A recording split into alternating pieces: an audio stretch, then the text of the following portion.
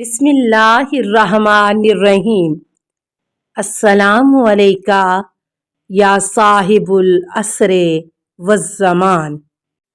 حضرت امام محمد باقر علیہ السلام کی مختصر زندگی مبارک۔ پانچواں آفتاب آسمان امامت کے افق پر ہمیشہ کے لیے روشن و منور ہوا۔ ان کی پوری زندگی علوم و معارف سے سرچشمہ تھی، اسی وجہ سے انہیں باقر العلوم کے لقب سے یاد کیا جاتا ہے، چونکہ آپ علوم کی مشکلوں کو حل کرتے تھے، معرفت کی پیچیدہ گتھیوں کو سلجھاتے تھے اور ظلم و جور و جہالت کی تاریکیوں اور گھٹا ٹوپ اندھیرے میں مہجور و پوشیدہ اسلامی اقدار کو دوبارہ حیات نو عطا کرتے اور انہیں آشکار کرتے تھے۔ آپ علیہ السلام کی ولادت باسعادت اس زمانے میں ہوئی جب امت اسلام میں ظالم و جابر حکمرانوں کی حکومت تھی اور طرح طرح کے دینی افکار پائے جاتے تھے۔ آپ علیہ السلام کی ولادت معرفت کا پیغام لائی اور خالص اسلام کو حیات نو عطا کی۔ ولادت حضرت امام محمد باقر علیہ السلام کی ولادت یکم رجب 57 ہجری بمقام مدینہ میں ہوئی۔ سن پیدائش میں 56 تا 59 ہجری میں 57 پر مورخین کی اکثریت کا اتفاق ہے۔ اس لحاظ سے واقعہ کربلا کے وقت آپ کا سن 4 سال تھا۔ یہ بھی ایک مصلحت خداوندی ہے۔ یک وقت 3 معصومین میدان کربلا میں موجود تھے۔ شاید یہ قدرت کی طرف سے اس بات کا انتظام ہے کہ روز حشر جب اس ظلم کا انصاف ہو تو 2 معصومین بطور شاہد عینی موجود ہوں۔ والدین کریمین، ماں اور باپ کی جانب سے آپ کا شجرہ پاکیزہ ہے۔ آپ کی والدہ فاطمہ بنت امام حسن ہیں۔ ان کا امتیاز یہ ہے پہلی علوی خاتون ہیں جن کے بطن سے علوی فرزند کی پیدائش ہوئی۔ اس حوالے سے آپ کو ابن الخیرتین بھی کہا جاتا ہے، یعنی نیکوں کی اولاد۔ ازدواج مبارک امام باقر علیہ السلام کی 2 ازواج تھیں، ایک ام فروہ دختر قاسم بن محمد ابن ابی بکر اور دوسری ام حکیم دختر ولید بن مغیرہ۔ ہر چند ام فروہ نسل ابو بکر سے تھیں، لیکن اپنے والد قاسم کی طرف سے اماموں کے حق اور معصومین کی ولایت کی قائل تھیں۔ امام محمد باقر علیہ السلام کے 5 فرزند یعنی امام صادق علیہ السلام جن کی والدہ ام فروہ، عبداللہ، ابراہیم، عبید اللہ اور علی اور 2 بہنیں زینب اور ام سلمہ تھیں۔ شہادت آپ کی شہادت 8 ذی الحجہ 114 ہجری میں واقع ہوئی، جبکہ آپ کا سن 57 سال کا تھا۔ ہشام بن عبد الملک نے زہر دیا اور امام کی تدفین جنت البقیع میں ہوئی۔ واقعات زندگی امام پنجم امام باقر علیہ السلام کی زندگی کے واقعات کے سن و سال میں کچھ اتفاقی ربط اور ہم آہنگی نظر آتی ہے۔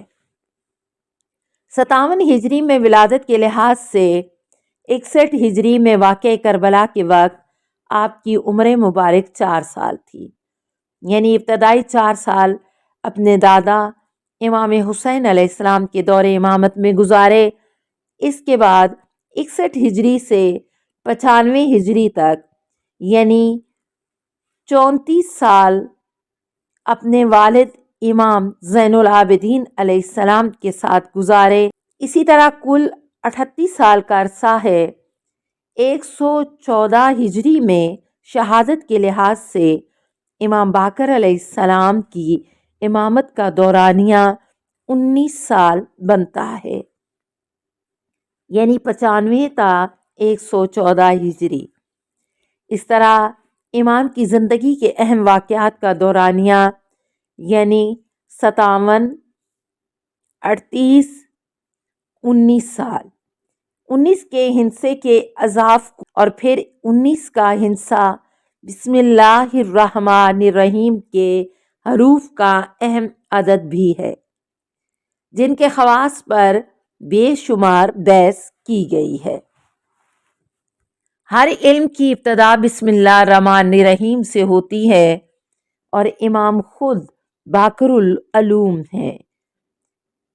یہ ایک حسن اتفاق ہے، المختصر یہ کہ امام باقر علیہ السلام ان 12 اماموں میں شامل ہیں جن کو خالق کائنات نے نظام اسلام کی ترویج و تحفظ کے لیے منتخب کر کے ان کے حوالے امت کی ہدایت کا کام کیا ہے۔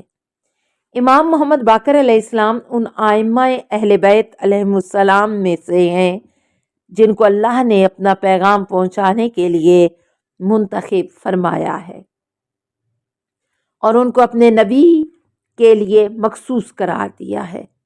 اس امام عظیم نے اسلامی تہذیب میں ایک انوکھا کردار ادا کیا اور دنیا اسلام میں علم کی بنیاد ڈالی۔ امام علیہ السلام نے یہ کارنامہ اس وقت انجام دیا جب دنیا اسلام میں ہر طرف فکری جمود تھا، کوئی بھی تعلیمی اور علمی مرکز نہیں تھا، جس کے نتیجے میں امام مسلسل انقلابی تحریکوں سے دوچار ہو رہے تھے، جن میں سے کچھ بنی امیہ کے ظلم و تشدد اور بربریت سے نجات حاصل کرنا چاہتے تھے، اور کچھ لوگ حکومت پر مسلط ہو کر بیت المال کو اپنے قبضے میں لینا چاہتے تھے۔ انقلابات کے یہ نتائج علمی حیات کے لیے بالکل مہمل تھے اور ان کو عمومی زندگی کے لیے راحت کی کوئی امید شمار نہیں کیا جا سکتا۔ امام محمد باقر علیہ السلام نے علم کا منارہ بلند کیا، اس کے لیے قواعد و ضوابط کو معین فرمایا، ان کے اصول محکم کیے۔ آپ اس کے تہذیبی راستے میں اس کے قائد اور معلم و استاد تھے۔ آپ علیہ السلام نے علوم کو بہت وسعت دی، انہی میں سے علم فضا اور ستاروں کا علم ہے جس سے اس زمانے میں کوئی واقف نہیں تھا۔ امام علیہ السلام کو علم کے مجدین میں شمار کیا جاتا ہے۔ امام کے نزدیک سب سے زیادہ اہم مقصد ہمیشہ کے لیے اہل بیت علیہ السلام کی فقہ اسلامی کو نشر کرنا تھا، جس میں اسلام کی روح اور اس کا جوہر تھا۔ امام نے اس کو زندہ کیا، اس کی بنیاد اور اس کے اصول قائم کیے۔ آپ کے پاس آبان بن تغلب، محمد بن مسلم برید، ابو بصیر، فضل بن یسار، معروف بن خربوز، زرارہ بن عین وغیرہ جیسے بڑے بڑے فقہا موجود رہتے تھے۔ وہ فقہا جنہوں نے ان کی تصدیق کے لیے روایات جمع کی اور ان کی ذکاوت و ذہانت کا اقرار کیا، اور اہل بیت کے علوم کی تدوین کا صحرا ان کے سر بنتا ہے۔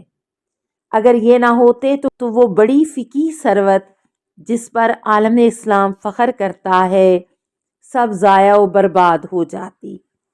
امام علیہ السلام کی سیرت کے اعتزاز و فخر کے لیے یہ ہے کہ آپ نے فقہا کی تربیت کی جس سے وہ بافضیلت ہوئے، ان کو مرکزیت کے اعزاز سے نوازا، اور امت نے فتوے معلوم کرنے کے لیے انہی فقہا کی طرف رجوع کیا۔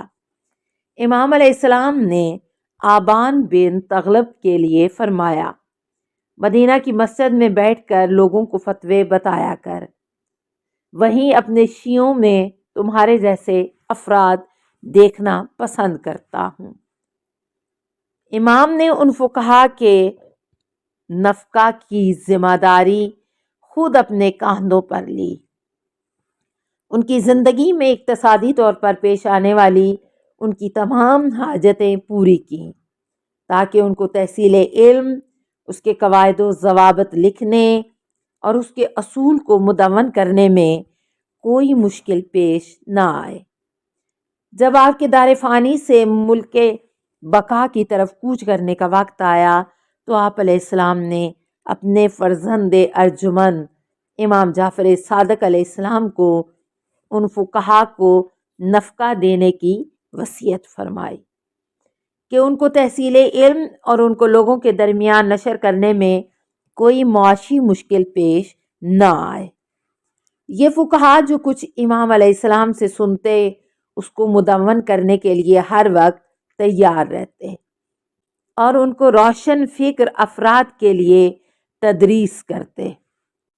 اللہم صلی علی محمد ابن علی باقر العلم و امام الہدا وقائد اہل التقوی والمنتجب من عبادک اللہم وکما جعلتہ علما لعبادک ومناعا لبلادک ومستودعا لحکمتک ومترجما لوحیک وامرت بطاعتہ وحذرت من معصیتہ فصلی علیہ یا رب افضل ما صلیت علی احد من ذریتہ انبیائک واصفیائک ورسلک وامنائک